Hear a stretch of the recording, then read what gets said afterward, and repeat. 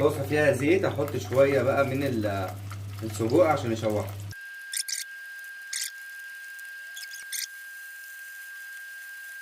جبنا بقى بصلايه متوسطه الحجم وهنبتدي نقطعها. هنبتدي نقطع معاكم السجق.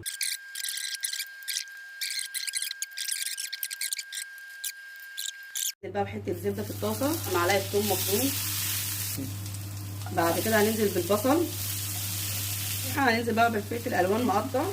ادينا له كده تشويحه، قلبناه كله مع بعضه. هنبتدي بقى نحط السجق اللي احنا قطعناه. هنحط بقى رشه فلفل اسود ورشه ملح. بس هنغطي عليه بقى ونسيبه دقيقتين على النار. ممكن يتاكل مع مكرونه، ممكن يتاكل مع كبسه. وان شاء الله تجربوا الوصفه بتاعتنا وتقولوا لنا رايها، وتعملوا لنا لايك وشير على الفيسبوك. وكومنت حلو منكم. وكل سنه وانتم طيبين.